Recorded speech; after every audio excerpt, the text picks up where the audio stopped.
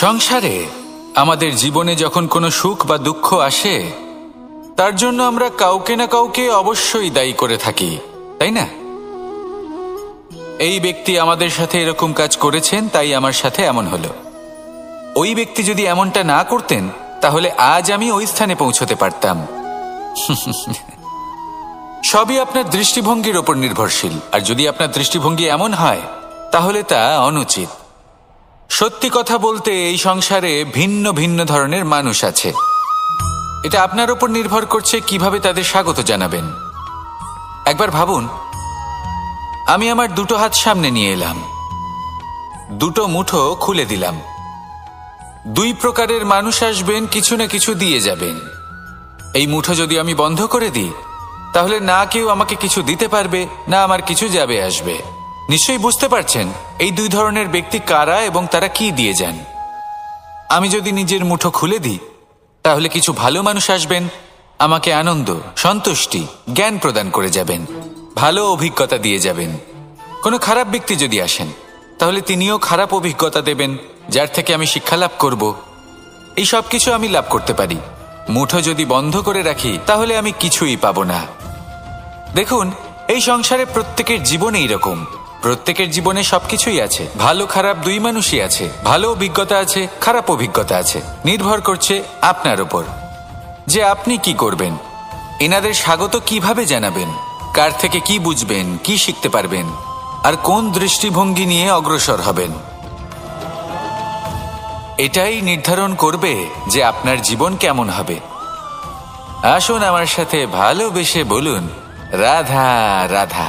জীবনে যখন কোনো ব্যক্তি নিজের লক্ষ্য প্রাপ্তির জন্য নিরন্তর পরিশ্রম করতে থাকেন, চেষ্টা করতে থাকেন, তখন তিনি কষ্ট অনুভব করেন। কখনো শারীরিক কষ্ট, কখনো মানসিক কষ্ট। এবার উনি এটা ভাবতে থাকেন যে আমি কি উচিত করছি নাকি অনুচিত করছি। কারণ অন্যদিকে এমন একজন ব্যক্তিও আছেন যিনি একদমই পরিশ্রম, চেষ্টা করছেন না। তিনি মদিরা পান করেন, বিলাসিতায় জীবন কাটান, অলস প্রকৃতির হয়ে ওঠেন, নিদ্রাতে বিলীন হয়ে থাকেন আর ভাবেন যে তিনি সুখ লাভ করছেন। কিন্তু এরকম কেন হয়? কারণ যখন আমরা সৎ পথে থাকি, উচিত পথে চলি, লক্ষ্য প্রাপ্ত করার জন্য চেষ্টা করতে থাকি, তখন আমাদের ভেতরে থাকা নেতিবাচক শক্তি এবং পাপ এই দেহকে ত্যাগ করে দেয়। আর এই অনুভূতিটাই আমাদের দুঃখের অনুভূতি দেয়, কষ্ট দেয়।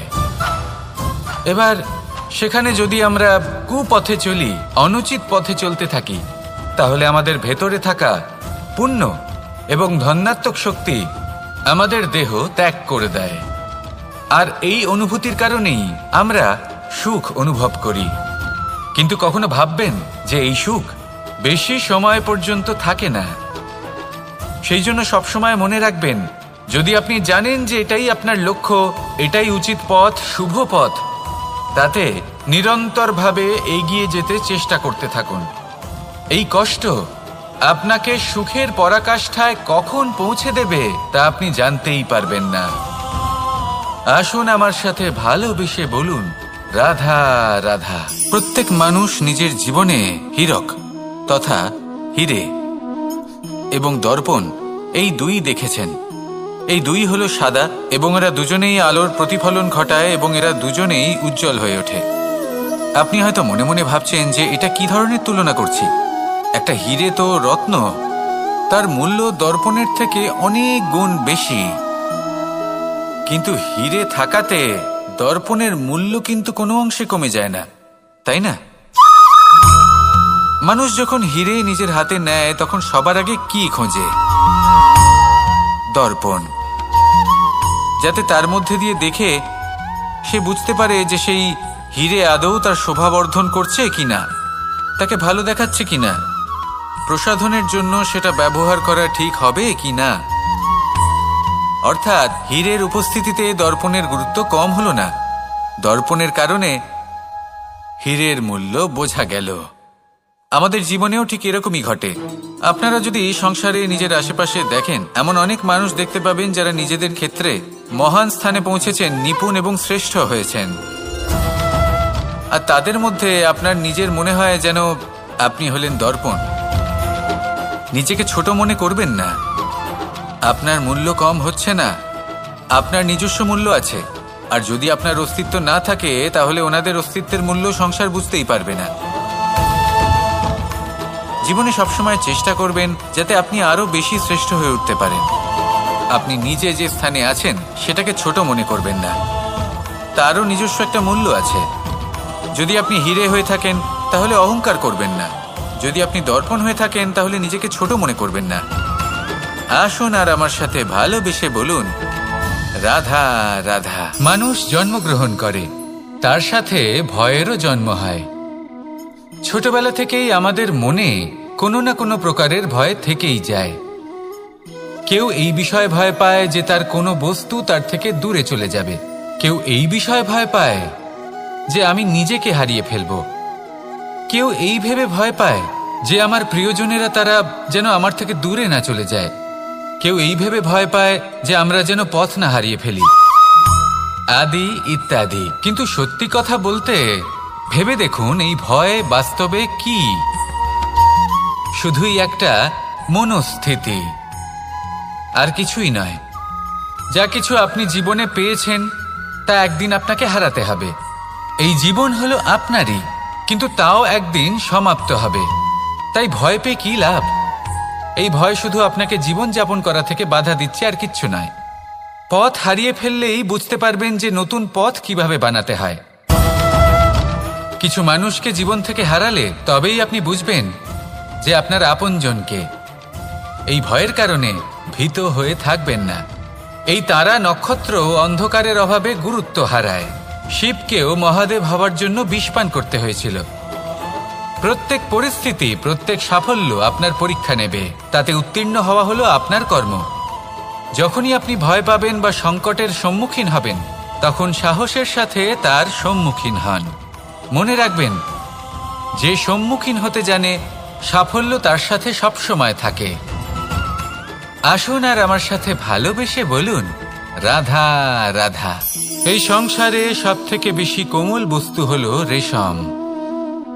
এই রেশম এতটাই কোমল হয় যে এর পুরো একটা থান শুধুমাত্র একটা হাতে ধরা সম্ভব। কখনো ভেবে দেখেছেন এই রেশম কিভাবে হয়? একটি কীট তার লালার দ্বারা উৎপন্ন হয়। এই কীট সেই রেশমকে পাক দিতে থাকে, পাক দিতেই থাকে, আর আস্তে আস্তে তার মধ্যেই জড়িয়ে পড়ে। শেষে ওর এই সুন্দর অমূল্য সৃষ্টি রেশমের এই সুতো, তার নির্মাণ কার্য পূর্ণ হয়। কিন্তু তাতেই ও নিজে বন্দী হয়ে যায়। নিজেরই মায়াজালের এই বন্দী গৃহে নিজেই ফেঁসে যায়। এবার এই সুতোকে ব্যবহারযোগ্য করে তোলার জন্য এই কীটগুলিকে এই কবচের সাথেই ফুটন্ত জলে ফেলে দেওয়া হয়। এই সংসারে যদি আমাদের স্বপ্ন এই সংসারের দুঃখ হরণ করার জন্য, এই সংসারে সুখ বিতরণ করার জন্য হয়, তবেই আমাদের প্রগতি সম্ভব। যদি আমাদের এই স্বপ্ন শুধুই আমাদের এবং আমাদের স্বার্থ সিদ্ধির জন্য হয়, তাহলে এই স্বপ্ন আমাদের অন্ধ করে দেবে, আমাদের অন্ধকারের পথে নিয়ে যাবে, আর আমরাও সেই কীটের মতো হয়ে যাব। নিজেদেরই মায়াজালে আমরা নিজেই ফেঁসে যাব, আর শেষে আমরা যদি কিছু লাভ করি তা হবে একাকিত্ব, অন্ধকারময় মৃত্যু। তাই স্বপ্ন অবশ্যই দেখুন, কিন্তু এমনভাবে স্বপ্ন দেখবেন না যে তার এই বন্দিগৃহে আপনি নিজেই ফেঁসে গেলেন।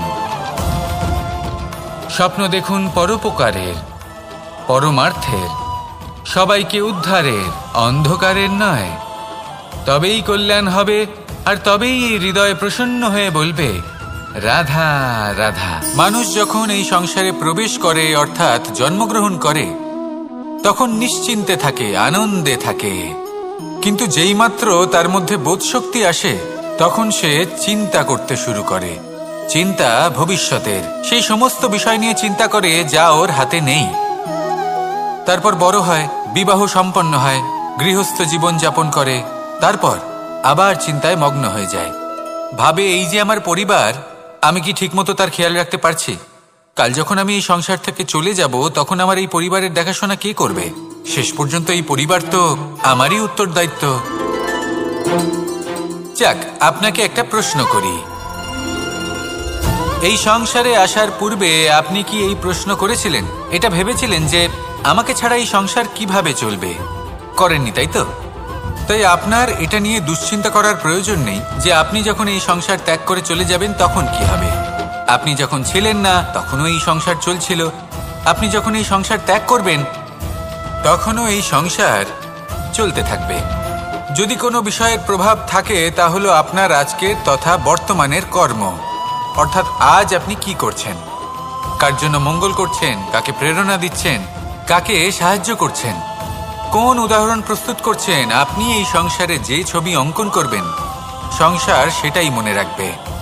তাহলে শুধু সৎকর্ম করুন, মঙ্গল করতে থাকুন, আর আমার সাথে ভালোবেসে বলুন রাধা রাধা। একবার একটা শেয়াল বনে বিচরণ করছিল। ও একটা ছোট্ট শাবক দেখতে পেল। ও ভাবলো আজ একেই আমি খাবার হিসেবে গ্রহণ করব। আশেপাশে দেখলো কেউ দেখছে না, তো কেউ ছিল না, আর সেই শাবকের ওপর আক্রমণ করল, যা হলো একটা ঘোর অপরাধ। বনের নিয়ম অনুসারে আপনি কখনোই শাবকের ওপর আক্রমণ করতে পারেন না। তারপর এই খবরটা যখন রাজা সিংহ জানতে পারলেন, সভার আয়োজন করলেন। কিন্তু সেখানে শেয়াল বলল, আমি তো এরকম কিছু করিনি। কিন্তু যদি আপনি এরকম বলেন, কোনো প্রমাণ দিন, এর কোনো সাক্ষী আছে? তখন রাজা সিংহ পেঁচাকে ডেকে পাঠালেন, যে সেই মুহূর্তে বৃক্ষের শাখার ওপর বসেছিল, সে সব কিছু দেখেছিল। পেঁচা সব সত্যি কথা বলল, আর শেয়ালকে মৃত্যুদণ্ড দেয়া হলো। এবার এই কাহিনী আমি আপনাকে কেন শোনালাম? কারণ মানুষও কখনো কখনো এরকম কর্ম করেন যা শিয়াল করেছে। এটা ভাবেন কেউ দেখছে না, যখন আমি অনুচিত কর্ম করতেই পারি। কিন্তু না, আপনি যাই করুন না কেন, কেউ না কেউ অবশ্যই তা দেখছে। কোনো ব্যক্তি না হলেও কোনো প্রাণী, না হলে কোনো যক্ষ বা দেব বা প্রেত। যদি এনারা কেউ না দেখেন, তাহলে ধরিত্রী মাতা দেখেন, যেখানে দাঁড়িয়ে আপনি সেই কর্ম করছেন, তাই না? তাই একটা কথা সবসময় মনে রাখবেন, কে দেখছেন কে দেখছেন না সেই বিষয়ে ভাবা ছেড়ে দিন। এটা খুব সহজ কথা। আপনি যদি উচিত কর্ম করেন, উচিত ফল পাবেন। যদি অনুচিত কর্ম করেন, তাহলে আপনি অনুচিত ফল অবশ্যই পাবেন। সেই জন্য উচিত পথে চলতে থাকুন, উচিত কর্ম করতে থাকুন, আর আমার সাথে ভালোবেসে বলুন রাধা রাধা। সুখ, দুঃখ এবং শক্তি, এই তিন হলো এই সংসারের ত্রিদেবের মতো। আমাদের জীবনে যা কিছু ঘটছে এই তিনটির ভিত্তির উপরেই হচ্ছে। আসলে এই সংসারের একটা নিয়ম আছে, যখনই আপনি কিছু লাভ করেন, এই সংসার আপনার পরীক্ষা নেয়। এটা জানার জন্য আপনার পরীক্ষা নেয় যে আপনি যা কিছুই লাভ করেছেন, আপনি কি আদৌ সেটার যোগ্য কি না। ঠিক সেইভাবেই এই সুখ, দুঃখ এবং শক্তি আপনার পরীক্ষা নিয়ে থাকে। যখন সুখ আসে, তখন সে আপনার পরীক্ষা নেয় যে আপনার মধ্যে অহংবোধ জাগ্রত হয়নি তো। যদি অহংবোধ চলে আসে, তাহলে সুখ সেখানেই সঙ্গ ত্যাগ করে। দুঃখ আপনার ধৈর্যের পরীক্ষা নিতে থাকে, আর যদি আপনার মধ্যে ধৈর্য না থাকে, তাহলে এটা আপনাকে আরো বেশি দুঃখের গভীর অন্ধকারে ঠেলে দেবে। সেখানে শক্তি পরীক্ষা নেয় আপনার বিনম্রতার। যদি আপনি বিনম্র না হন, তাহলে হয় এই শক্তি আপনার সঙ্গ ত্যাগ করবে, নয় এই শক্তি বিনম্রতার অভাবে আপনার পতনের কারণ হতে পারে। এই সংসারে যে কোনো ব্যক্তি যিনি এই পরীক্ষায় উত্তীর্ণ হয়ে থাকেন, এই জীবনে তিনি সাফল্য লাভ করেন। আসুন আমার সাথে ভালোবেসে বলুন রাধা রাধা। আমি মনুষ্যরূপে জন্ম নিয়েছি এবং সমস্ত কর্ম এই রূপেই করেছি। কিন্তু আশ্চর্যের বিষয় হলো যে আজও মানুষ আসেন এবং হাত জোড় করে প্রার্থনা করেন যেন আমি ওনাদের সহায়তা করি। আপনাদের একটা কথা বলতে চাই, আমি সকলকে সাহায্য করতে পারবো না, কিন্তু আমি শিক্ষা অবশ্যই দিতে পারবো, জ্ঞান প্রদান করতে পারবো। এমন কিছু জ্ঞান যার ভিত্তিতে মানুষ যা চাইবেন তাই লাভ করতে পারবেন, যদি সঠিক কর্ম করতে থাকেন। যখন কংসের অসুররা গোকুলে ধ্বংসলীলা চালাচ্ছিলেন তখন আমি কারোর থেকে সাহায্য চাইনি। আমি দাঁড়িয়েছিলাম এবং আমি তার বিরোধিতা করেছিলাম।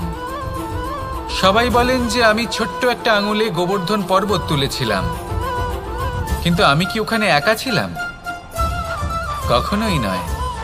আমার সাথে অসংখ্য গোকুলবাসী, অসংখ্য বর্ষণাবাসী ছিলেন, নিজের হাতে একটা লাঠি নিয়ে।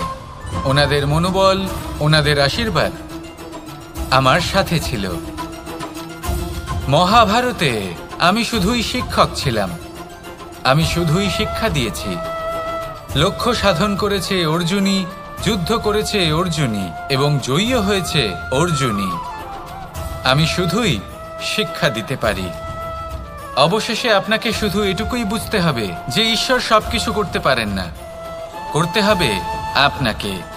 ঈশ্বর আপনাকে আশীর্বাদ করতে পারেন যে কাজ আপনি মন থেকে করবেন সেটা অবশ্যই পূরণ হবে। সেই জন্য নিজের লক্ষ্যের পথে এগোতে থাকুন। চেতনা, বিবেক এবং পরিশ্রমের দ্বারা আপনার যা যা স্বপ্ন আছে, যা লক্ষ্য আছে, আপনি অবশ্যই লাভ করবেন। আর এই মন সুপ্রসন্ন হয়ে বলবে, রাধা রাধা। ভোজন। এই সংসারে যেই হোক না কেন, কোনো মানুষ হোক, কোনো প্রাণী হোক, কোনো কীট হোক বা কোনো বনস্পতি হোক, প্রত্যেকের জন্য ভোজন অতি আবশ্যক। কারণ ভোজন থেকেই শক্তি পাওয়া যায়, আর সেই শক্তি দিয়েই সংসারের, আমাদের জীবনের সমস্ত কার্য করা যায়। এবার এমন এক ধরনের শক্তি হয় যা শীতের ঋতুতে সূর্য থেকে আমরা পেয়ে থাকি, আর আরেক ধরনের উত্তাপ হয় যা দিয়ে ভোজন রান্না করা হয়, সুস্বাদু নানান ধরনের ভোজন। এবার অত্যন্ত গুরুত্বপূর্ণ হলো যে ব্যক্তি সেই ভোজন বানাচ্ছেন তার মানসিক পরিস্থিতি এবং সেই ব্যক্তি যিনি ভোজন গ্রহণ করছেন তার মানসিক অবস্থা। যখনই আপনি ভোজন বানাচ্ছেন তখন ভালোবাসার সাথে কাজটা করুন, ধন্যাত্মক ভাব নিয়ে, সৎ ভাবনার সাথে। কারণ আপনার এই মানসিক স্থিতি শক্তির আকারে সেই খাদ্যের সাথে মিলেমিশে যায়। আর যখনই আপনি ভোজন গ্রহণ করছেন তখন সদ্ভাবনার সাথে, প্রসন্নতার সাথে গ্রহণ করুন, ধন্যাত্মক ভাব নিয়ে। যদি আপনি প্রসন্নতার সাথে রান্না করেন, প্রসন্নতার সাথে খাদ্য গ্রহণ করেন, তাহলে আপনি প্রসন্নই থাকবেন। আর মন সুপ্রসন্ন হয়েই বলবে, রাধা রাধা। দীপাবলি আমাদের সবথেকে বড় উৎসব। শ্রীরাম রাবণকে পরাস্ত করে 14 বছরের বনবাস কাটিয়ে আবার অযোধ্যায় ফিরে এলেন অমাবস্যার রাত্রে।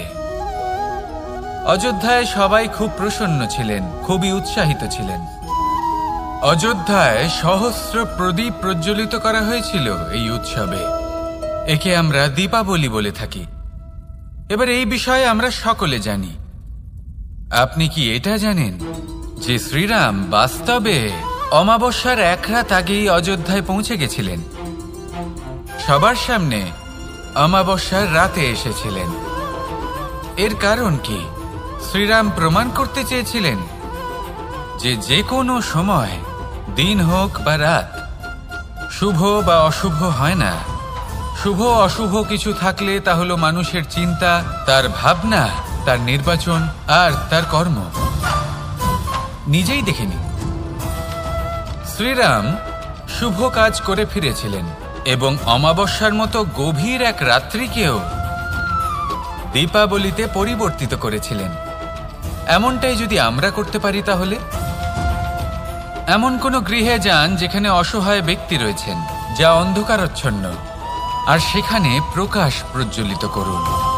প্রকাশ সহায়তার, প্রেরণার, আশার। যদি এমন কিছু আমরা করতে পারি তাহলে তাকে প্রকৃত অর্থে দীপাবলি বলা যেতে পারে। তাহলে নিজের পরিবারের সাথে দীপাবলি পালন করুন। আপনাদের শুভেচ্ছা জানাই। আসুন আর আমার সাথে ভালোবেসে বলুন, রাধা রাধা। এই শুকনো পাতাটিকে দেখুন, নিষ্প্রাণ হয়ে পড়েছে।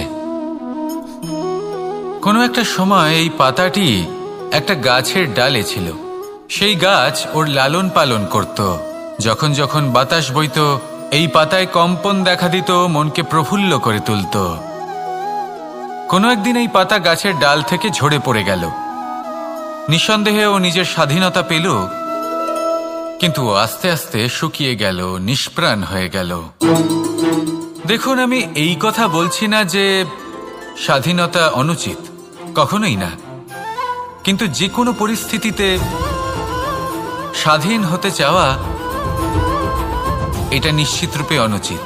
আমরা যদি আমাদের জীবনে পরিবারের গুরুত্ব ভেবে দেখি, তাহলে এই পরিবারে যতই মতভেদ থাকুক না কেন, যতই মনোমালিন্য থাকুক না কেন, যতই বিবাদ থাকুক না কেন, এই সব মিটিয়ে নেওয়া অত্যন্ত প্রয়োজনীয়। সেই সব কিছু সমাপ্ত করা অত্যন্ত প্রয়োজনীয়। কখনো এই পরিবারকে ভাঙতে দেবেন না, কখনো এই পরিবার থেকে দূরে চলে যাবেন না। এই পরিবার হলো আমাদের জীবনের একটা অমূল্য সম্পদ, অমূল্য এক আশ্রয়, যা এই সংসারে হয়তো কোথাও আপনি পাবেন না। তাই একে আগলে রাখুন। ভেবে নিন আপনি পাতা আর আপনার পরিবার সেই গাছ। আসুন আমার সাথে ভালোবেসে বলুন, রাধা রাধা।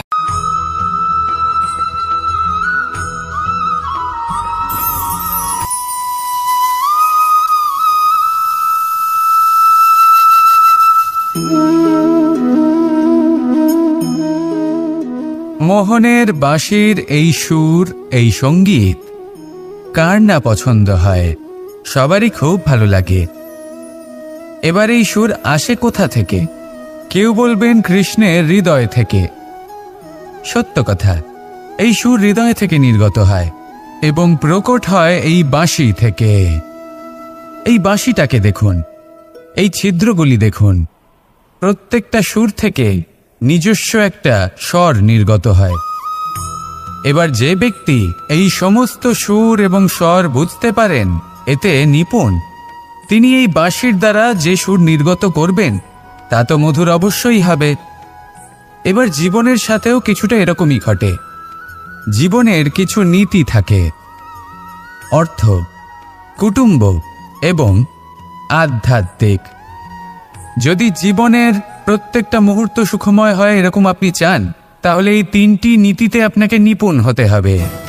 কোনো একটি বিশেষ নীতির প্রতি যদি আপনি বেশি ঝুঁকে পড়েন, তাহলে বাকি দুই নীতি থেকে যা সুখ লাভ করা সম্ভব তা পারবেন না।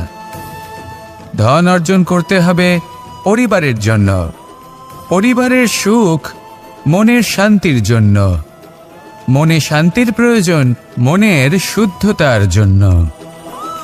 যখন এই মন শুদ্ধ হবে, জীবন শুদ্ধ হবে, পবিত্র হবে, সুন্দর হবে এবং ভালোবেসে বলবে, রাধা রাধা। আমি রথে যাত্রা করি, তাতে বারবার পথে থামি আর দেখি যে আমি অনুচিত দিকে যাচ্ছি না তো, আমি উচিত পথেই যাচ্ছি তো। কারণটা কি? কারণ হলো যাতে আমি পথভ্রষ্ট না হয়ে যাই। জীবনযাত্রাতেও এটাই প্রয়োজন। জীবনযাত্রায় ভোগবিলাসের পথে হারিয়ে যাওয়া খুব সহজ। বারবার থেমে আপনাকে দেখতে হবে, নিজেকে কিছু প্রশ্ন করতে হবে। আমি কি আজ সেই কর্মই করছি যেটা আমি করতে চেয়েছিলাম? আমি কি আজ সেই জীবন যাপন করছি যেমন আমি যাপন করতে চেয়েছিলাম? যদি এই প্রশ্নগুলোর উত্তর হ্যাঁ হয়, তাহলে এগোতে থাকুন, নয়তো থেমে যান এবং বিচরণ করুন। মনে রাখবেন, এই সংসার অত্যন্ত জটিল আর এতে হারিয়ে যাওয়া অত্যন্ত সরল। সেই জন্য নিজে থেকে বারবার থামা এবং জীবন চিন্তন করা অত্যন্ত আবশ্যক। তাহলে সেটাই করুন আর আমার সাথে ভালোবেসে বলুন, রাধা রাধা। আমরা যখনই কোনো যাত্রায় যাব বলে মনে করি, তখনই আমরা প্রস্তুত থাকি আসন্ন বিপদের জন্য বা সংকটের জন্য। যেমন যদি আমাদের মনে হয় যে আজকের পরিবেশ খুব ঠান্ডা হবে, তাহলে আমরা গরম বস্ত্র ধারণ করি বা সেটাকে সাথে নিয়ে যাই। যদি মনে হয় যে বৃষ্টি হতে পারে বা বৃষ্টি হয়ে চলেছে, আমরা দেখছি, তাহলে আমরা একটা ছাতা সাথে নিয়ে নিই। আমরা প্রস্তুত থাকতে চাই এবং এটাই উচিত, এবং সেই কারণেই আমরা যাত্রায় সাফল্য লাভ করি। কিন্তু যদি আমরা কথা বলি জীবনযাত্রা নিয়ে, যা কিনা সব থেকে বেশি গুরুত্বপূর্ণ, তাহলে তার জন্য আমরা পূর্ণরূপে প্রস্তুত থাকি না। আশেপাশের মানুষ, এই সমাজ, আমাদের সাথী, আমাদের মিত্ররা যে কোনো মুহূর্তে বদলে যেতে পারেন। সেই জন্য আমরা নিজেদেরকে কখনো সাবধান করি না, কখনোই নিজেদের প্রস্তুত করি না। আমাদের এটা কখনোই মনে হয় না যে এরকম হতে পারে, আর সেই কারণেই শেষে গিয়ে আমরা অত্যন্ত দুঃখ পাই। একটা অমূল্য শিক্ষা আছে যেটা আমাদের লাভ করা উচিত, সতর্ক থাকা উচিত। এই জীবনযাত্রার জন্য শুধুমাত্র এই পরিবেশের বিষয়ে তথ্য সংগ্রহ করা বা তাকে অনুমান করা এটুকু হলেই চলবে না। আমাদের আশেপাশের মানুষজনকে দেখতে হবে, তাদের স্বভাব পরিস্থিতির ওপর নজর রাখতে হবে।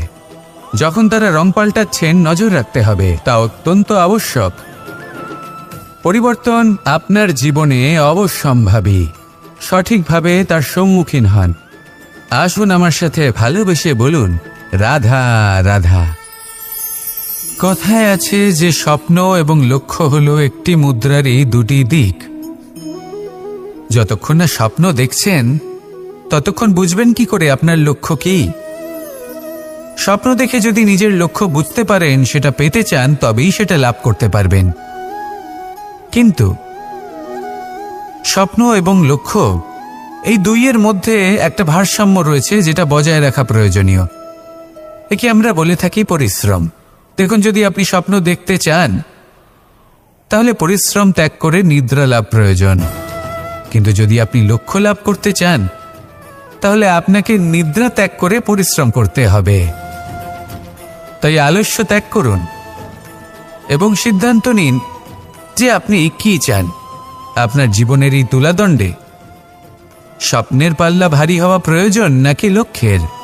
আমার মতে এই দুইয়ের মধ্যে যদি ভারসাম্য বজায় রাখেন তবে পথ নিজে থেকেই সামনে আসবে। শুধু সেই পথে অগ্রসর হতে থাকুন এবং আমার সাথে ভালোবেসে বলুন, রাধা রাধা। ঈশ্বর আসলে কে? সংসারের বেশিরভাগ মানুষের কাছে ঈশ্বর হলেন এই সংসারের রচয়িতা, পালনকর্তা। কারোর কাছে উনি জ্ঞাতা, কারোর কাছে উনি হলেন আস্থার প্রতীক, আবার কারোর জন্য শুধুমাত্র অন্ধবিশ্বাস। কিন্তু এই ঈশ্বর কি কোনো শরীর, নাকি একটা বোধ, নাকি শুধুই শ্রদ্ধা? ঈশ্বর হলেন তিনি যিনি হলেন আপনার ইষ্ট। সেই জন্যই তো গুরু, মাতা, পিতা এনাদেরও ঈশ্বরই বলা হয়েছে। যাদেরকে আমরা ঈশ্বর বলে মনে করি, যারা আমাদের ইষ্ট, তারা আমাদের একটি পথ দেখান, একটি দিকে চালিত করেন। সেই পথে চলে আপনি শুভ কর্ম করতে পারেন। আর যখন কোনো ব্যক্তি তার ঈশ্বরের আদেশ পালন করেন তখন সে নিজে থেকেই শুভ পথে অগ্রসর হয়ে যান। বেশ কয়েকজন মানুষ ঈশ্বরের ওপর আস্থা রাখেন এবং ভাবেন যে অনুচিত কোনো কাজ করা উচিত নয়, ঈশ্বর দেখছেন। ওনারা ভয় পান যে কোনো অনুচিত কর্ম করলে কে জানে তার পরিণাম কি হবে। এমন অনেক ব্যক্তি রয়েছেন যারা ঈশ্বরকে বিশ্বাস করেন এবং জানেন যে ঈশ্বর তাদেরকে দেখছেন। তাই যে যে শুভকর্ম ওনারা করেছেন তার ফল তারা অবশ্যই পাবেন। এবার আপনি ভয় পেয়ে ঈশ্বরকে বিশ্বাস করবেন নাকি বিশ্বাসের দ্বারা ঈশ্বরকে বিশ্বাস করবেন, সেই সিদ্ধান্ত আপনারই। কিন্তু হ্যাঁ, যদি আপনার মনে ঈশ্বরের জন্য কোনো স্থান থাকে, যদি আপনার কোনো ইষ্ট থাকেন, যদি আপনি কাউকে ঈশ্বর মনে করেন যার প্রত্যেক আদেশ আপনি পালন করে থাকেন, তাহলে বলি ঈশ্বর কখনো আপনাকে অনুচিত পথে চালিত করবেন না। আসুন আমার সাথে ভালোবেসে বলুন, রাধা রাধা।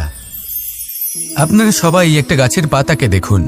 যতক্ষণ পর্যন্ত গাছের সাথে, মানে গাছের ডালের সাথে জুড়ে থাকে, সে সবুজ থাকে, বাতাসের সাথে সে নড়তে থাকে। যতক্ষণ পর্যন্ত ও সূর্য থেকে পাওয়া রশ্মির শক্তি গাছে পৌঁছে দেয় ততক্ষণ ও ডালের সাথে যুক্ত থাকে। কিন্তু যখন সেই পাতা শুকিয়ে যায় তখন তার কোনো গুরুত্ব থাকে না। সেই পাতা গাছের ডালে এবং বৃক্ষের কাছে বোঝা হয়ে থেকে যায়। এবং এমন এক সময় আসে যখন সেই ডালটি শুকনো সেই পাতাকে পরিত্যাগ করে। এটাই আমরা এই প্রকৃতিতে দেখি এবং এটাই হলো সত্য। আর এটাই আমাদের জীবনে খুব বড় একটা শিক্ষা। যদি আপনিও নিজের জীবনে নিজের আপনজনদের কাছে বোঝা স্বরূপ হয়ে দাঁড়ান, তাহলে তারা আপনাকে যতই ভালোবাসুক না কেন, ওনারা যদি নাও চান তাহলেও এমন এক দিন আসবে যখন আপনার আপনজন আপনাকে পরিত্যাগ করবে। সেই জন্য সবসময় আত্মনির্ভর হয়ে ওঠার চেষ্টা করুন। নিরন্তর পরিশ্রম করতে থাকুন, কারোর উপর বোঝা হয়ে থাকবেন না, বরং তার সাথে মিলে দায়িত্ব পালন করুন। এমনটা করবেন তাহলে আপনার সম্মানও বজায় থাকবে এবং সম্পর্কের মধ্যে আপনার মূল্যও বজায় থাকবে। আসুন আর আমার সাথে ভালোবেসে বলুন, রাধা রাধা। প্রেম। 2.5 অক্ষর, মাত্র 2.5 অক্ষরের এই শব্দ প্রেম, এর মধ্যে ত্রিলোকের এবং সমগ্র ব্রহ্মাণ্ডের বীজ নিহিত আছে। এমন কি আছে যা এই প্রেম করতে পারে না? যেখানে শক্তি এবং বিদ্যা প্রয়োগ করে আপনি কিছুই করতে পারবেন না, সেটাও প্রেম দ্বারা অর্জন করা সম্ভব। প্রেম চাইলে পাথরেও ফুল ফোটাতে পারে। প্রেম চাইলে ন্যাড়া পাহাড়ের বুক চিরে নদীপথ তৈরি করতে পারে। চাইলে নিরক্ষর ব্যক্তিকে সংসারের শ্রেষ্ঠ জ্ঞানী করে তুলতে পারে। শুধুমাত্র এই প্রেমের জন্য সবার দুষ্টু কানাই ঘনশ্যাম হয়ে উঠেছিল। শুধুমাত্র এই প্রেমের টানেই ত্রিলোকের স্বামী দ্বারকাধীশ নির্ধন সুদামার পদসেবাও করেছিলেন।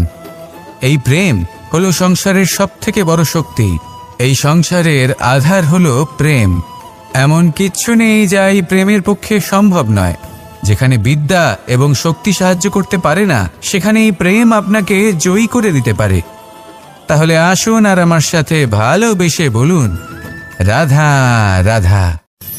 মানুষের এই জীবন, মানুষ জন্ম নেয়, একটা নির্দিষ্ট সময়ের পরে এই সংসার ত্যাগ করে চলেও যায়। এবার শুধু এটাই আবশ্যক নয় যে এই জীবনকালকে আপনি যাপন করবেন, শুধু এটাই গুরুত্বপূর্ণ নয়। আবশ্যক এবং গুরুত্বপূর্ণ হলো এটা যে এই জীবনকালে আপনি এমন কিছু করেন যাতে এই সংসারের মঙ্গল হয়, যাতে এই সংসার আপনাকে মনে রাখে, আপনার থেকে প্রেরিত হয়, আপনার মতো হতে চায়। প্রত্যেক বছর আপনার জন্মতিথির অপেক্ষা করে, এমনভাবে আপনার জন্মদিন পালন করে যাতে সেটা মহোৎসবের আকার ধারণ করে। এবার এই জন্মদিন এমনি এমনি মহোৎসবে পরিণত হয় না। তখন হয় না যখন কোনো ব্যক্তি রাজার রূপে বা কোনো গোয়ালার রূপে জন্মগ্রহণ করে। তখন পরিণত হয় যখন একজন মানুষ জন্মগ্রহণের পরে এই সংসারকে কোনো শিক্ষা দিয়ে যান। কিভাবে একজন মানুষ গোয়ালা থেকে রাজা হতে পারে, কিভাবে একজন মানুষ অসত্য থেকে সত্যের পথে চলতে শুরু করেন, অধর্ম থেকে ধর্মের পথে চালিত হতে পারেন, কিভাবে অন্ধকার থেকে প্রকাশের দিকে যেতে পারেন, কিভাবে নিজের আত্মাকে পরমাত্মার সাথে মিলিত করতে পারেন। তা সে রামনবমী হোক বা জন্মাষ্টমী হোক, তাদের জীবনের সাথে জড়িত প্রত্যেক মুহূর্ত একটা পরবের আকার ধারণ করে। তাহলে আপনিও এইভাবে নিজের জীবন যাপন করতে থাকুন। এই সংসারে শুধু ভালোবাসা বিতরণ করুন, কিছুটা এমনভাবে বিতরণ করুন যাতে আপনি এই সংসার থেকে চলে যাওয়ার পরেও এই সংসারে আপনি শুধুই ভালোবাসা বিতরণ করতে পারেন। যদি আপনি এরকম করেন, সংসারকে প্রেরণা দেন, তাহলে আপনার জীবনও রাধা কৃষ্ণের প্রেমের মতোই অলৌকিক এবং দৈব হয়ে উঠবে। আসুন আর আমার সাথে ভালোবেসে বলুন, রাধা রাধা। কথায় আছে সংসারে নাকি সকল রোগের ওষুধ আছে। যদি আপনি নিজের শরীরকে ভালোবাসেন তাহলে ব্যায়াম করুন, যদি নিজের নিঃশ্বাস প্রশ্বাসকে ভালোবাসেন তাহলে প্রাণায়াম করুন, যদি আপনি নিজের আত্মাকে ভালোবাসেন তাহলে ধ্যান করুন। কিন্তু যদি আপনি নিজের জীবনকে, পরমাত্মাকে ভালোবাসেন তাহলে সকলকে ভালোবাসতে থাকুন। এই ভালোবাসা অত্যন্ত গুরুত্বপূর্ণ এবং আবশ্যক। ভালোবাসার থেকে ভালো না কোনো ওষুধ আছে, না আছে কোনো আসন। এর থেকে ভালো না কোনো ব্যায়াম আছে আর না কোনো প্রাণায়াম। এই ভালোবাসা বড় বড় সমস্যারও সমাধান করতে পারে। ভালোবাসা বড় বড় বিপদকে আপনার থেকে দূর করতে পারে। এই ভালোবাসাই আপনাকে জীবনে বাঁচতে শেখায়, কারণ ভালোবাসাই হলো জীবনের আসল সত্য। তাহলে আসুন আর আমার সাথে ভালোবেসে বলুন, রাধা রাধা। অর্থ: দ্বিতীয় পুরুষার্থ। এই অর্থ বলতে বেশিরভাগ মানুষই ধন মনে করেন। কিন্তু যদি অর্থের তাৎপর্য শুধুমাত্র ধন হয়, তাহলে তা কিন্তু অত্যন্ত অনর্থকারী। তাহলে অর্থের অর্থ কি? অর্থ সেটাই যা আমাদের জীবনের জন্য প্রয়োজনীয়, যা আমাদের সুখ দান করে, শান্তি প্রদান করে, কারণ সেটাই সবথেকে মূল্যবান। মাতা পিতা, বন্ধু, আত্মীয় স্বজন, গুণ, পুণ্য, জ্ঞান, এই সব কিছু মিলে অর্থ তৈরি হয়। আর সঠিকভাবে বলতে গেলে এটাই কিন্তু জীবনের আসল অর্থ। তাহলে আসুন আমার সাথে ভালোবেসে বলুন, রাধা রাধা। দিশা আমাদের পথ প্রদর্শন করে, আর আমরা এই দিশার মধ্যেও পবিত্র অপবিত্র, শুভ অশুভ জিনিস খুঁজে পাই। কিন্তু প্রশ্ন হলো এটাই যে সত্যি কি এই দিশা পবিত্র বা অপবিত্র হয়, শুভ বা অশুভ হয়? সত্যি কথা বলতে দিশা শুধুই একটা দিক মাত্র, কিন্তু সেই দিকে যে ব্যক্তি থাকেন তার কর্ম হয় শুভ হয়, নয় অশুভ হয়। যেমন ধরুন সূর্য, যাকে ছাড়া আমাদের জীবন চলতে পারে না। উনি উদিত হন পূর্ব দিক থেকে, এবং এই কারণে সূর্য মহান নন বা পবিত্র নন যে উনি পূর্ব দিক থেকে উদিত হন। উনি এই কারণে মহান কারণ উনি আমাদের সকলকে প্রকাশ প্রদান করেন, এবং পূর্ব দিক এই কারণে মহান কারণ সেদিক থেকে সূর্যোদয় হয়। এবার সূর্যাস্ত হয়ে থাকে পশ্চিম দিক থেকে, আর তাই বেশিরভাগ মানুষ পশ্চিমকে অশুভ মনে করেন, অপবিত্র মনে করেন। সেখানেই যদি আমি উত্তর এবং দক্ষিণের কথা বলি, তাহলেও সেই একই ব্যাপার। উত্তর দিকে যদি আমরা কখনো যাত্রা করতে চাই, তাহলে আমরা নিঃসংকোচে কোনো ভাবনা চিন্তা ছাড়াই যাত্রা করতে পারি। সেখানেই দক্ষিণ দিকে যদি আমরা যাত্রা করতে চাই, তাহলে আমরা শুভ মুহূর্ত খুঁজি। কারণটা কি? কারণ উত্তর দিকে হিমালয় পর্বত আছে, যেখানে আমরা জড়িবুটি খুঁজে পাই, যেখান থেকে পবিত্র নদী প্রবাহিত হয়। সেখানেই দক্ষিণ দিকে আছে বিশাল নোনা জলের সাগর। এমন একটা স্থানও আছে যেখানে লঙ্কাপতি রাবণ থাকতেন। আর হয়তো এই সকল কর্মের কারণেই আমাদের দৃষ্টিভঙ্গি এমন হয়ে গেছে।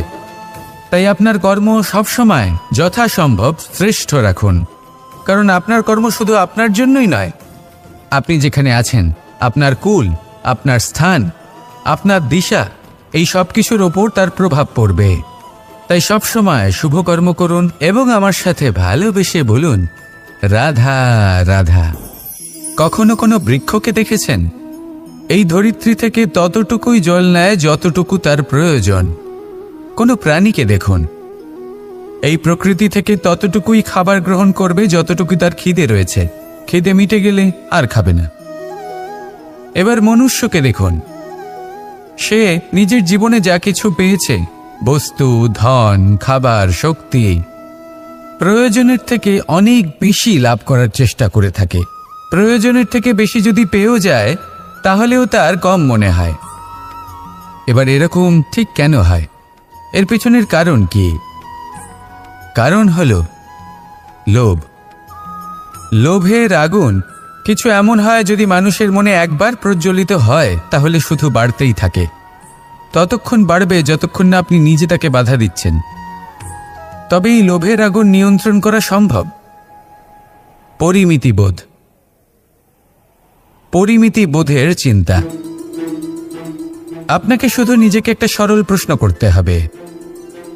যখনই মনের মধ্যে কোনো বস্তুর প্রতি, শক্তির প্রতি, ধনের প্রতি, ভোজনের প্রতি লোভ বেড়ে যায়, নিজেকে প্রশ্ন করুন, এটা কি আমার কাছে ততটাই প্রয়োজনীয় যতটা একটা বৃক্ষের কাছে জল, যতটা একটা প্রাণীর কাছে ভোজন? এটা কি ততটাই প্রয়োজনীয়? যদি উত্তর না হয়, তাহলে নিজেকে সেখানেই বাধা দিন। সেই ভাবনা সেখানেই ত্যাগ করুন, কারণ সেটাই হলো লোভ। ঠিক এইভাবেই প্রয়োজনীয়তার চিন্তা করে আস্তে আস্তে এই মন নির্লোভ হয়ে উঠবে, আর এই মন প্রসন্ন হয়ে বলবে, রাধা রাধা। এ হলো গোলাপ ফুল। একে আমরা সকলেই চিনি। সমগ্র সংসার ভালোবাসে এই পুষ্পকে। এই ফুল দেখতেও সুন্দর। সবথেকে বেশি গুরুত্বপূর্ণ কথা হলো এর সুগন্ধ, যা দূর দূরান্ত থেকে ব্যক্তিদেরকে আকৃষ্ট করে। এই সুন্দর পুষ্প একটু মন দিয়ে দেখলেই দেখা যায় এর নিচে কাঁটা রয়েছে। এই সংসার বলে, এ প্রকৃতির কেমন রচনা, এত কোমল পুষ্প, এটা কি তীক্ষ্ণ কাঁটা সহ প্রস্ফুটিত হয়? এটাই হলো জীবনের সত্য। আমাদের অন্তরের সদ্গুণ, সেগুলিও এই ফুলের মতোই সুন্দর। সংসারের সৌন্দর্য দেখতে পায়, এর সুগন্ধ চতুর্দিকে ছড়িয়ে পড়ে। কিন্তু এই সদ্গুণ জাগ্রত করে তোলার জন্য কঠোর পরিশ্রম করতে হয়, প্রতিনিয়ত চেষ্টা করে যেতে হয়। তাই জন্য যদি আপনি জানেন আপনার পথ উচিত কিন্তু তা কাঁটায় পরিপূর্ণ, তাহলে থামবেন না, চলতে থাকুন। একবার যদি অন্তরের সদ্গুণ জাগ্রত হয়, তাহলে এই সংসার এই সৌন্দর্য দেখবে আর সুগন্ধে আকর্ষিত হয়ে আপনার কাছে আসবে। এই মন, এই জীবন প্রসন্ন হয়ে বলবে, রাধা রাধা। জীবন হলো আত্মিক সুখের বিষয়। যখন আপনি কোনো শ্রেষ্ঠ কাজ করেন, আপনার মন আপনাকে বলে দেবে যে আজ আপনি কোনো শুভ কাজ করেছেন। সেটাই হলো আত্মিক সুখ, এটাই হলো জীবন। তাই নিন্দার মাধ্যমে যে দুঃখ জীবনে আসে বা ফেলে আসা অতীতের জন্য আপনার জীবনে যে দুঃখ আসে, সেগুলো ভাবা বন্ধ করে দিন আর কর্ম করুন, এই বর্তমানের জন্য, আগামী ভবিষ্যতের জন্য। আজ আপনাকে আমি একটা কাহিনী শোনাবো। রাধার সখী ললিতা একদিন প্রসাধন করছিল। ও দর্পণে নিজেকে দেখল, আর তখন ওর প্রসাধন ওর ভালো লাগলো না। ও বারংবার নিজের প্রসাধন বদলাতে থাকলো আর দর্পণের দিকে তাকালো। কখনো ফুল বদলালো, কখনো বস্ত্র বদলালো, কখনো আভূষণ বদলালো, কিন্তু কিছুতেই নিজের প্রসাধন ওর ভালো লাগলো না। ওর মনে হতে লাগলো যেন ওর রূপ ওকে ত্যাগ করেছে। ও এই কথা রাধাকে বলল। রাধা ওই দর্পণের দিকে তাকালো, একটা বস্ত্র নিল আর সেই দর্পণকে স্বচ্ছ করে তুলল। তারপর ললিতা ওই দর্পণের দিকে তাকালো আর ও নিজের উদ্ভাসিত রূপ দেখতে পেল, নিজের সৌন্দর্য দেখতে পেল। তাৎপর্য মালিন্য দর্পণে ছিল, তার রূপে নয়। ঠিক সেইভাবেই এই দর্পণের মতোই হলো আমাদের মন। যদি এতে মালিন্য থাকে, তাহলে এই সংসারের সবকিছুই মলিন বলে মনে হবে। আপনি যদি এই সংসারের সৌন্দর্য দেখতে চান, এই সংসারে শুভ কি সেটা জানতে চান, তাহলে নিজের মনকে স্বচ্ছ করে তুলুন। আসুন আমার সাথে ভালোবেসে বলুন, রাধা রাধা। এটা কোনো এক সময়ের ঘটনা। মাটির নিচে ছিল জল, আর মাটির ওপর ছিল একটা বৃক্ষ, আর সেই বৃক্ষে ছিল একটা পাতা যা আকাশকে স্পর্শ করত। যখনই কোনো ব্যক্তি আসতেন, সেই পাতাকে দেখে তার প্রশংসা করতেন। তাই বলে, আকাশে সোনার মেঘ কত ছবি আঁকে, আপনার নাম কবু লিখে নাহি রাখে।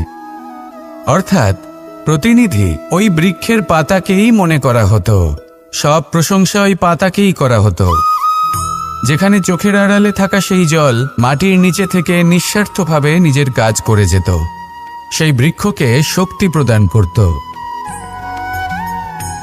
কয়েকদিন পরে সেই পাতার অহংকার হতে শুরু করল।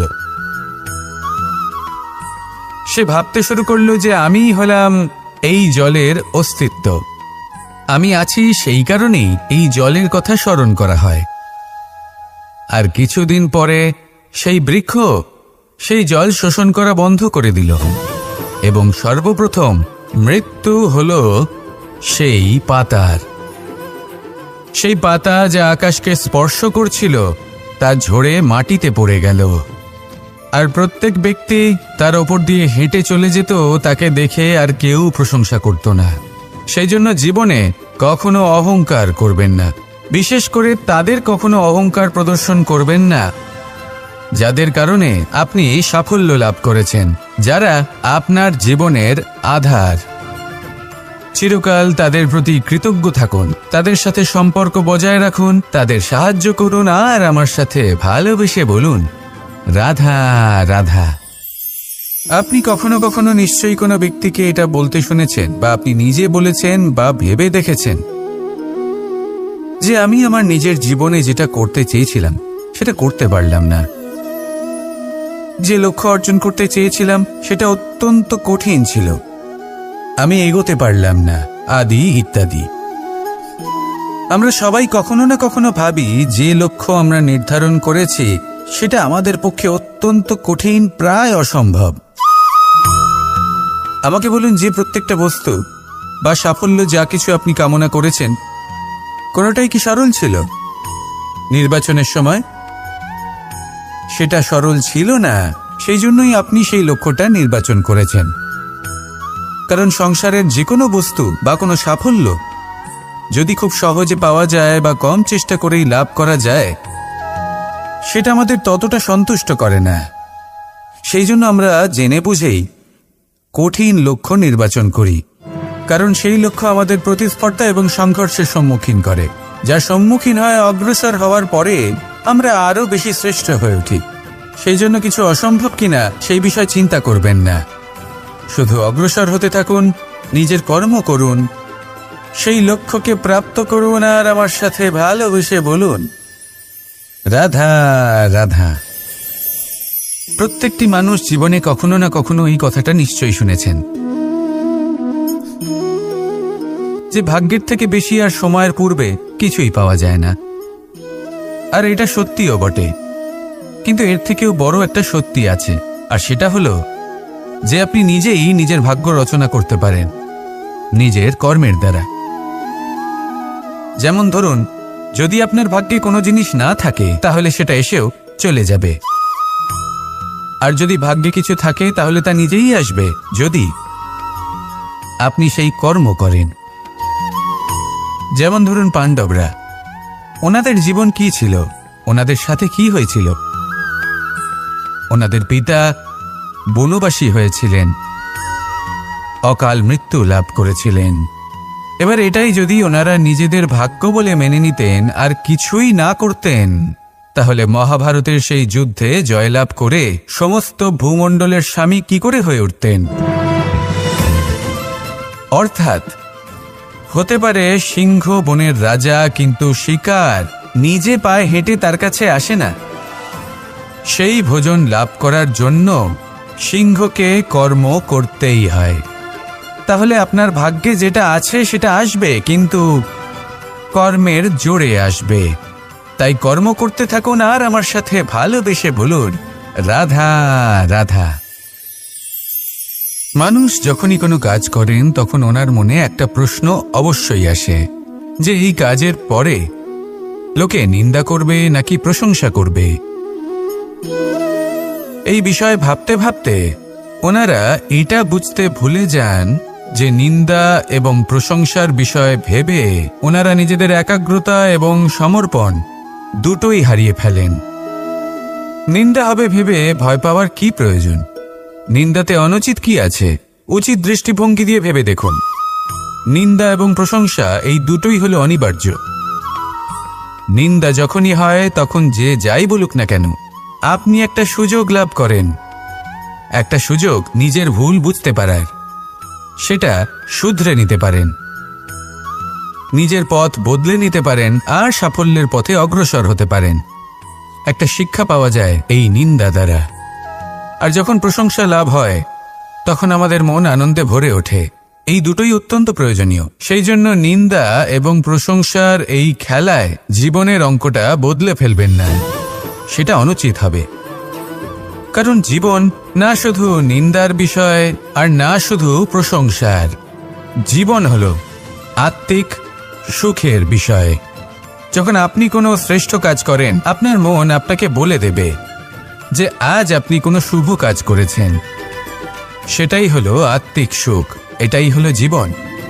তাই নিন্দার মাধ্যমে যে দুঃখ জীবনে আসে বা ফেলে আসা অতীতের জন্য আপনার জীবনে যে দুঃখ আসে, সেগুলো ভাবা বন্ধ করে দিন আর কর্ম করুন এই বর্তমানের জন্য, আগামী ভবিষ্যতের জন্য। আসুন আমার সাথে ভালোবেসে বলুন রাধা রাধা। দেখুন, এটা তো সবাই করে থাকেন।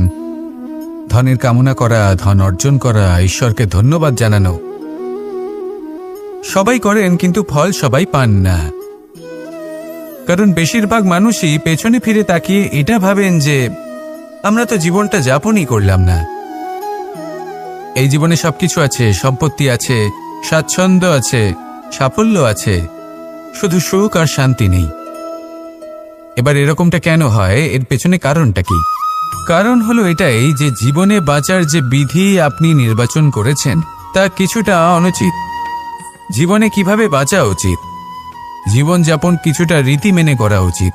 অর্থাৎ সবাইকে ভালোবাসুন, কারোর সাথে ছলনা করবেন না, সম্পর্ক গড়ে তুলুন, তা পালন করুন। যদি ধন অর্জন করতে চান তাহলে নীতি মেনে করুন, ভেবেচিন্তে পরিকল্পনা করে। আবার বলবো, কারোর সাথে কোনো ছলনা নয়, কোনো অনুচিত কর্ম করবেন না ধন অর্জন করার জন্য। আর যদি ঈশ্বরকে ধন্যবাদ জানাতে চান তাহলে প্রীতি দ্বারা করুন। আর যে ব্যক্তি রীতি, নীতি আর প্রীতি এই তিনটি ভাব বুঝে উঠতে পারে এবং তা আত্মসাৎ করে নিতে পারে, তার অতীত, ভবিষ্যৎ এবং বর্তমানকাল সবকিছু সংযত হয়। আপনি কিভাবে জীবনযাপন করতে চান, কিভাবে ধন অর্জন করতে চান, ঈশ্বরকে ধন্যবাদ জানাতে চান, নির্বাচন আপনার। আসুন আমার সাথে ভালোবেসে বলুন রাধা রাধা।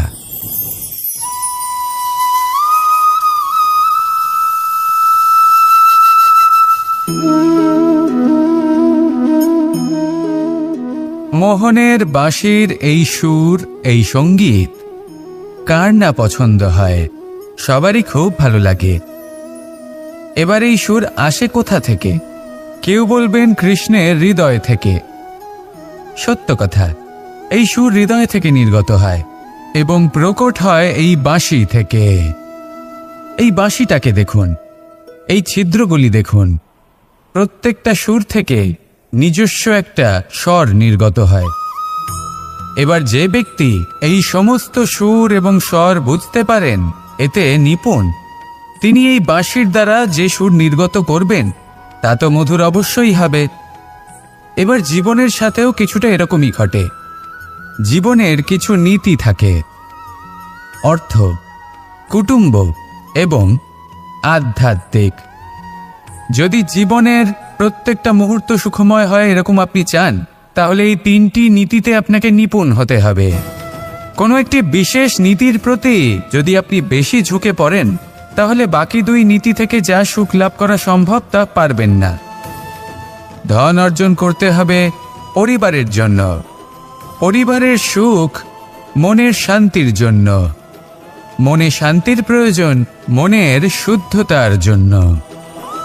যখন এই মন শুদ্ধ হবে, জীবন শুদ্ধ হবে, পবিত্র হবে, সুন্দর হবে এবং ভালোবেসে বলবে রাধা রাধা। আমি রথে যাত্রা করি, তাতে বারবার পথে থামি আর দেখি যে আমি অনুচিত দিকে যাচ্ছি না তো, আমি উচিত পথেই যাচ্ছি তো। কারণটা কি? কারণ হলো যাতে আমি পথভ্রষ্ট না হয়ে যাই। জীবনযাত্রাতেও এটাই প্রয়োজন। জীবনযাত্রায় ভোগবিলাসের পথে হারিয়ে যাওয়া খুব সহজ। বারবার থেমে আপনাকে দেখতে হবে, নিজেকে কিছু প্রশ্ন করতে হবে। আমি কি আজ সেই কর্মই করছি যেটা আমি করতে চেয়েছিলাম? আমি কি আজ সেই জীবন যাপন করছি যেমন আমি যাপন করতে চেয়েছিলাম?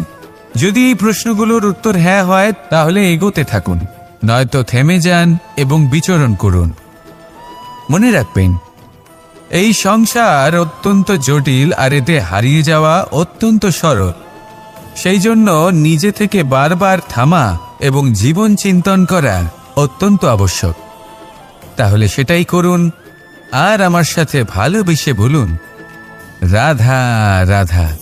আমরা যখনই কোনো যাত্রায় যাব বলে মনে করি তখনই আমরা প্রস্তুত থাকি আসন্ন বিপদের জন্য বা সংকটের জন্য। যেমন যদি আমাদের মনে হয় যে আজকের পরিবেশ খুব ঠান্ডা হবে, তাহলে আমরা গরম বস্ত্র ধারণ করি বা সেটাকে সাথে নিয়ে যাই। যদি মনে হয় যে বৃষ্টি হতে পারে বা বৃষ্টি হয়ে চলেছে আমরা দেখছি, তাহলে আমরা একটা ছাতা সাথে নিয়ে নিই। আমরা প্রস্তুত থাকতে চাই এবং এটাই উচিত, এবং সেই কারণেই আমরা যাত্রায় সাফল্য লাভ করি। কিন্তু যদি আমরা কথা বলি জীবনযাত্রা নিয়ে, যা কিনা সব থেকে বেশি গুরুত্বপূর্ণ, তাহলে তার জন্য আমরা পূর্ণরূপে প্রস্তুত থাকি না। আশেপাশের মানুষ, এই সমাজ, আমাদের সাথী, আমাদের মিত্ররা যে কোনো মুহূর্তে বদলে যেতে পারেন। সেই জন্য আমরা নিজেদেরকে কখনো সাবধান করি না, কখনোই নিজেদের প্রস্তুত করি না। আমাদের এটা কখনোই মনে হয় না যে এরকম হতে পারে, আর সেই কারণেই শেষে গিয়ে আমরা অত্যন্ত দুঃখ পাই। একটা অমূল্য শিক্ষা আছে যেটা আমাদের লাভ করা উচিত। সতর্ক থাকা উচিত। এই জীবনযাত্রার জন্য শুধুমাত্র এই পরিবেশের বিষয়ে তথ্য সংগ্রহ করা বা তাকে অনুমান করা এটুকু হলেই চলবে না।